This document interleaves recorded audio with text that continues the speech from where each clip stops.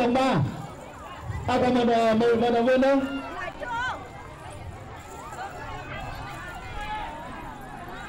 cái này bao nhiêu ạ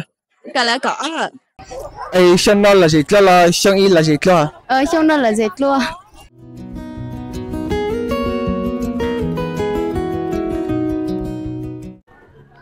nhớ số nó bé ít chồng này chồng xí thế ít chồng phải sai sửa đấy rồi nhớ số giờ ta sửa đọc cái nó trong này thế giờ ta kia nó giờ cụ tí tôi thay video đó phải sửa được sai rồi nè thì ta kia nó giờ là khiến câu thế là chỉ tất cả là vòng chiếu này rồi giờ là khiến câu nó rõ giờ cụ thế thì thay chỉ đâu phải sửa được sai vậy tại vì nó nên từ giờ ta sửa đọc cái thế từ giờ giờ im mồm thế rồi giờ lỡ chỉ tao tao chỉ tao thôi chứ nhớ cho để chọc bón nữa nè chị lỡ chỉ tao khiến câu chị cũng cho biết sửa được một gì sai nhớ cho để nó xuống cha thế giờ bây giờ bỏ về nhớ cho để nó gì giờ bây giờ cái gì mong lỡ mùa khủng nó rồi nhớ cho để nó nhớ cho trò sát tí gì lỡ mùa không giờ mong nhớ cho trò sát tí nó thế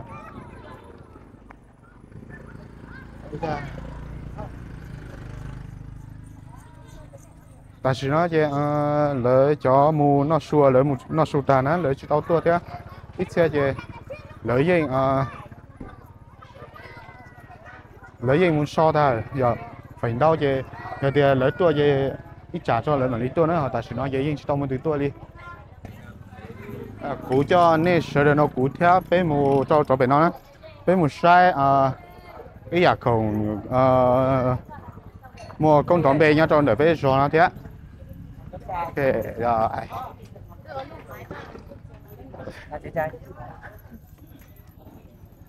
chà cho nên cho chỉ theo chúng phải sai rồi nên sẽ được bỏ về nhớ cho để nó về cho nó về chui về nhá cho chui về nhá cho để bé là thế chà Vâng, chờ đấy.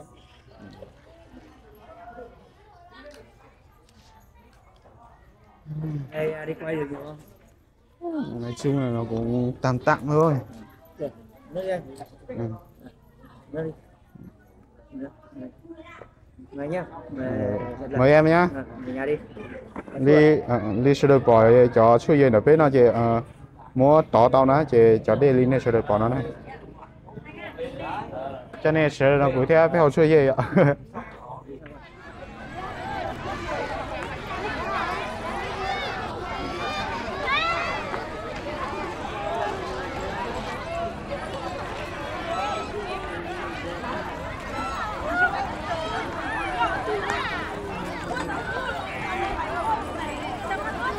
nhớ cho nhá, vậy à. Sao bắt đầu là em muốn nhớ gì đấy? Chị tao em chỉ một cần đấy chị tao nhớ gì ạ Cái sao vậy nhìn chị tao cái này bao nhiêu ạ? cái này có Nhớ chị tao biết là không phải môn đồ đó dành giải nhất là biết rồi hả? Nhất là biết rồi bây giờ tranh phân là như thế đến từ năm nay thì nhà giải nhất khách là sao cả một giải nhì giành hai một và giải ba thì chúc mừng các đội giải vàng các đội ở năm đầu giải sau chim chấm bây giờ các đội đã giành giải xin gặp biết mùng tiếp theo sau đây thì ban tổ chúng tôi sẽ quay sang sân bên này để tổ chức nhóm ta rất căng khai rồi lên đó hello à tè nhớ lên chúng mày là bao nhiêu rồi lại mà lâu à tao đúng không vậy mùa nhớ từ nhớ về một cái trại ê bữa tuần à chỉ tao bên này mày lại rất chia này ở chẳng cơ ê giờ lại cái lo mà ta cứ giờ bắt đầu mà chỉ lại chỉ lo ê giờ bữa chỉ tôi lại lo giờ bữa tôi lại chỉ lo này sao đi kìa chạy ta sáng đứa mới lại bao ha thì chỉ muốn chín chạy chạy vậy à chín chạy tôi chỉ tao yếu ấy tao yếu thì chỉ tao chỉ nói chuyện cán sẽ tao yếu vậy dạ ấy giờ tao muốn cho nó có bộ là gì mà tại chỉ tao là gì lấy chung chế u chế mà là gì cho xong nó mà chỉ cho là gì chơi vậy dạ vì ta cứ lưu lại 诶，这部老姐姐，nhớ là cái đại yêu mà giờ đây yêu lúc mà chỉ là gì thì chỉ thao cho mình mà là gì cái vậy有个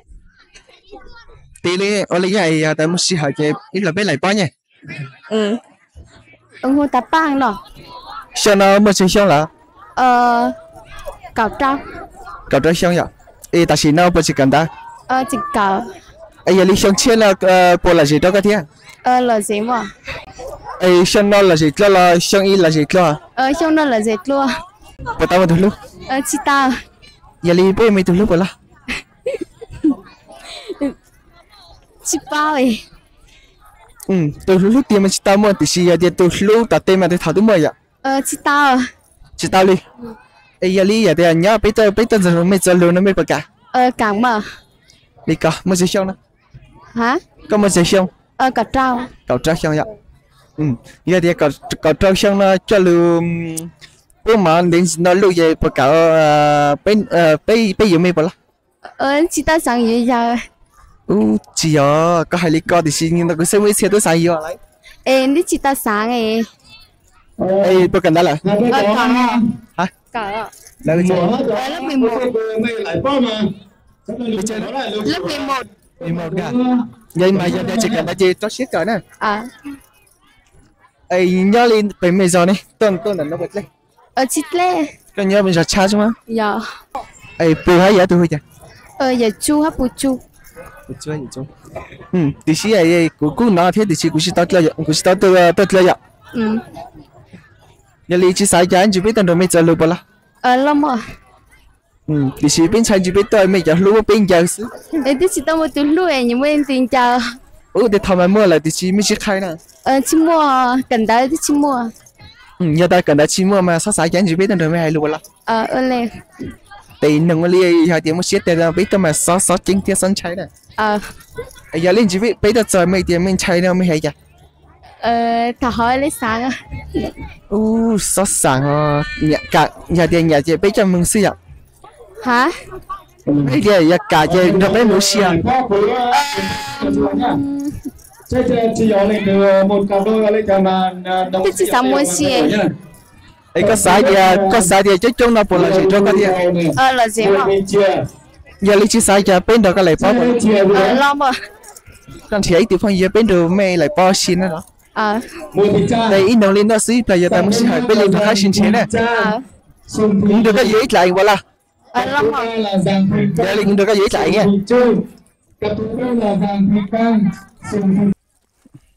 nhớ xong ta xin nó cũng luôn xong là nó cũng quý tiêu nhiều nó có nhớ nó thế chứ trong nó này thì quý anh tụi nó ít con nó là nhớ xong thôi chà cú thu nè, thôi nó ta xin nó bây giờ cần ta trên cả, có sao thì chưa biết cho nó bỏ lại gì à là cả, thì xí mấy cho nó ta xin nó là gì thì xí tôi xin nhớ tập trong này nhớ tập kế xí bây giờ ya cả bé mua ô xí tàu kia, giờ đi sáng là cái con đi nó chán đâu bố cú thea, nó buồn thiệt tao tụt lúa cún chế tàu từ vô nhẹ thea, nhớ khó từ nhớ trâu hủ sa nó, hồi đi trả thiết sướng gì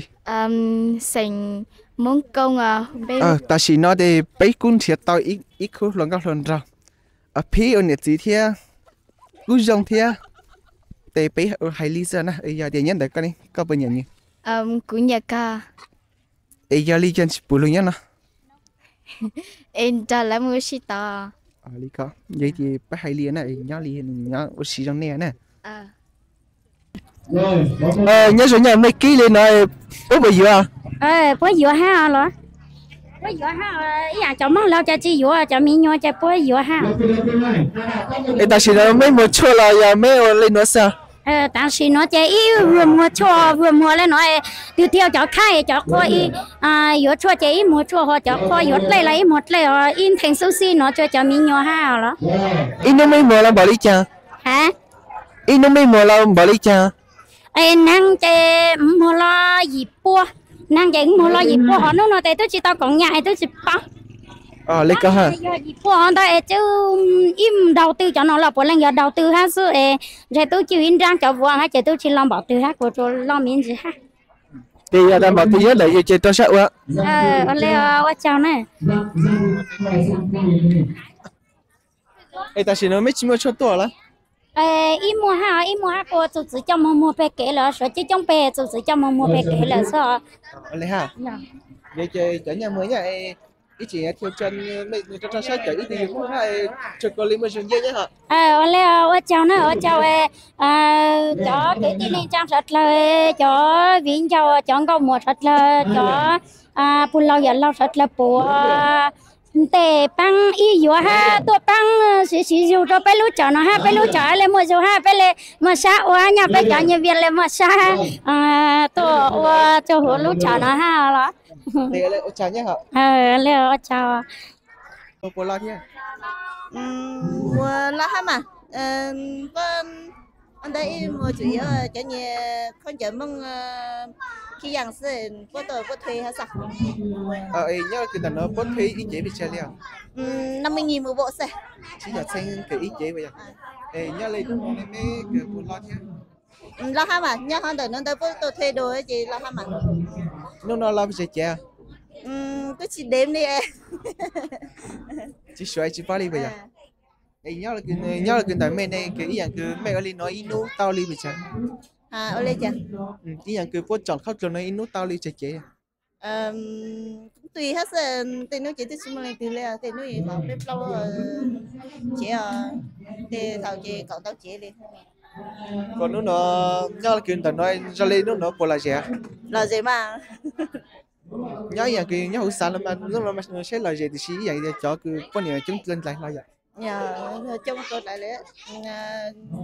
nó đây là cha biết chào em mong mà trong rồi lê như bình thường chị tâm lễ hội thì đây chị mua linh từ leo giờ lấy ít thở các phụ huynh mi có nhớ là cái đó các lứa bản thân các nhà tháng chi nhà đó chị cũng nhìn bắt lá chị là tôi nhà lên mà chị bắt hả chị lên hả đi coi chừng đó nhớ cái đó mẹ ý cái mẹ sẵn tao nói chị sẽ cái dạng cái cho cái bún nhà lắm chỉ là mẹ ở lắm chi thế này hả mà nhà cái bún nhà không chờ là không chờ bún nhà gì quên nắng tì ra mà bún nhà này nó chỉ theo yêu cầu đi ha nhớ là cái đó nó này ít luôn năng phải chờ lấy nha cho năng để tùy theo hết sao tây lúc chị ý như cho nhìn mi chị cho xây cho nhìn luôn chỉ chị ý bớt xây trong một xe nhưng mà ôi trời nhá cái hay ít lúc phải về mi sẽ sát sai cái chia cho nhớ sau này nó là bởi từ chỉ nó mua cái giá tiền để nói đồng chí cao này là nhớ sao bây giờ ta có mua đi nói ít nút tao đi bây giờ ai tốt số chứ là đây là nó nàng cũng mua lo sang năng cho xuất sinh ở xe mày cho xuất sinh nó là cây ạ lo hả mỏ ít tiêu đi bây giờ ít tu chút xanh sao giờ lấy cái bậc cả bộ áo từ khi nào nó chỉ mua à giờ lấy nhân để con này nó nói có sao đi cho các chị năng khác lượt ta nhà mà yếu tố sư rồi nó căng nào nhớ cái xong nó xuân này xong nó cứ cho cái lò rèn chỉ giờ đi cho xuân này xong nó bỏ lại gì xong từ tôi lò rẻ à ta xong nó ý phải một chỉ tông sư nó đây phải tôi chỉ không ít cầu nè còn nếu mà lo là sẽ giờ ta mẹ nó mà tôi lo ha giờ đó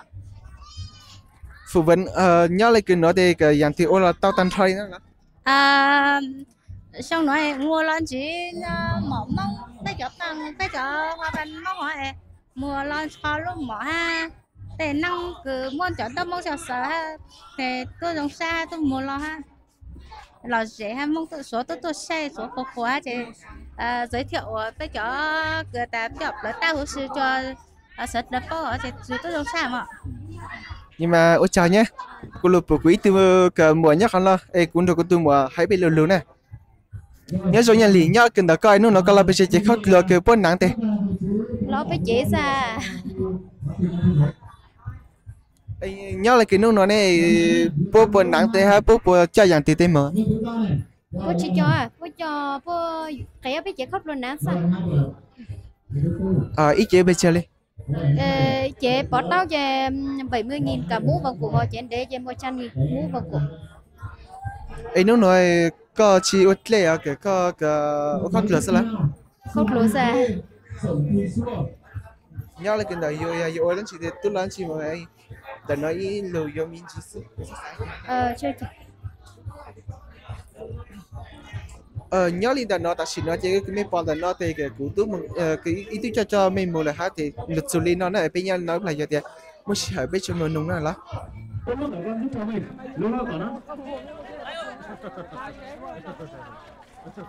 sáng ngày tận đây nó ha lúc nó tận đây nó lúc cùng nhau dây nó tôi lúc sát cho mình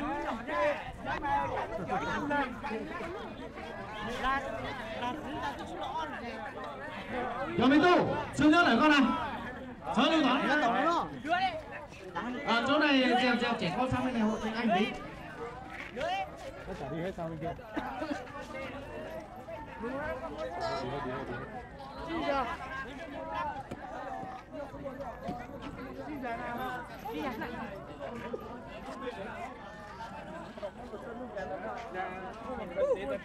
phổ biến luật cho anh em bạn. Thứ nhất, cho cái vạch chúng ta sẽ không được dám vào vạch, nếu mà dám vạch là sẽ không được tính điểm nhá. Thứ hai là chúng ta đánh quả phù phải bay ra khỏi vòng thì mới được tính điểm.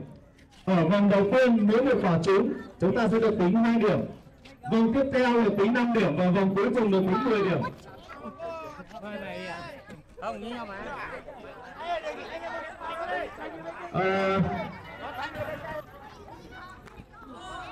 Rồi 5 điểm. Tiếp. Rồi chưa có điểm. Ra khỏi vòng mới là tính điểm nhá. Anh em lực. Còn một người nữa. Rồi, kết thúc ở vòng đầu tiên bản mới ghi được 10 điểm.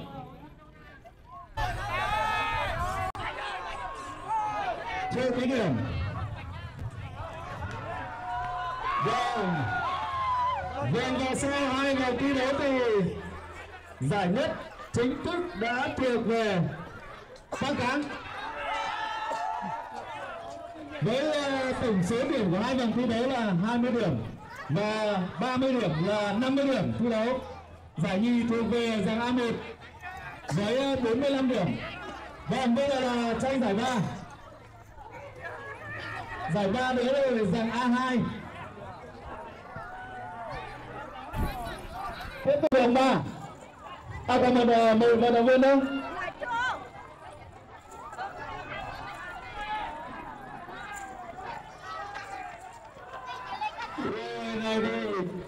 Này là tay cầu thủ là sai lầm rồi.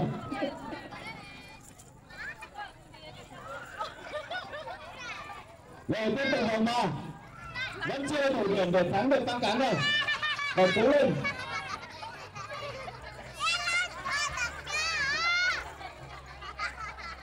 Chỉ cần trúng một phát là nhất luôn. Suýt cho nó là được.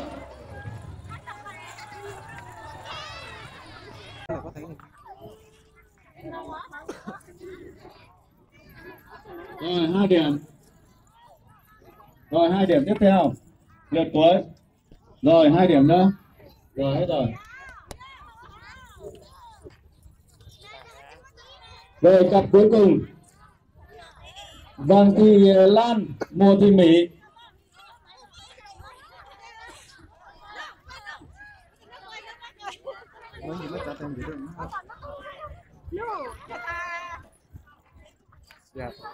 Còn thằng ấy đó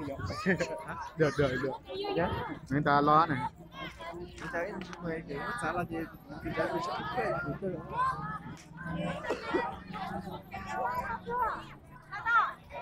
cha lúc lát này lục cười lên không này của anh lục cười là Có lệnh như được ném nha. Có thử không em? rồi Rồi bắt đầu nhá. bởi tí bỏ ra luôn. 2 điểm. 2 điểm tiếp theo. Hay là bỏ ra luôn đi. 2 nữa. Của tôi ơi. 2 điểm một lần nữa. Rồi, được.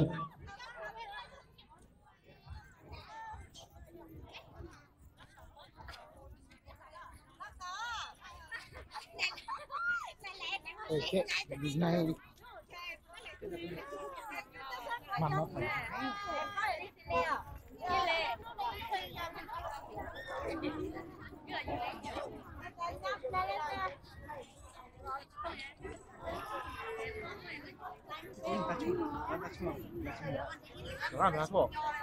báo cho cháu cặp đôi vào tranh giải này, vào vòng trong để trên giải này. Cặp đầu tiên là Giàng Thị Cha, Sùng Thị Lê. Cặp thứ hai là Sùng Thị Dê, Sổng Thị Xua. Và cặp thứ ba là Giàng Thị La, Mùa Thị Mỹ. Ba cặp đấu này sẽ vào để tranh nhất nhì ba.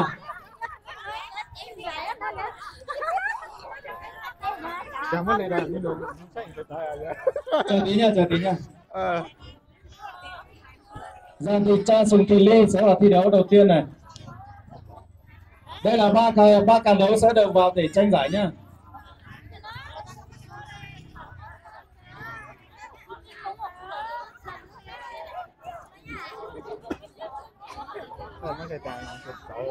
Rồi, bắt đầu thi đấu này. Lần đầu tiên. Rồi, 1 điểm.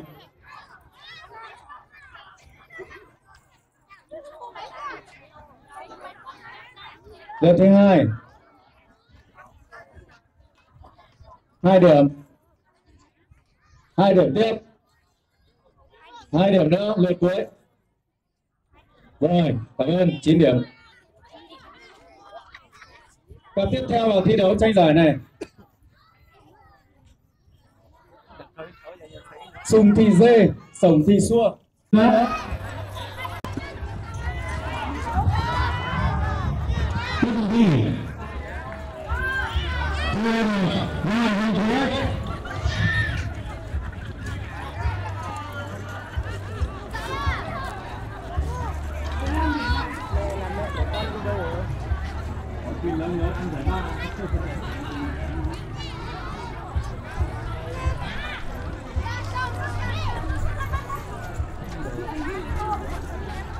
Chỉ cần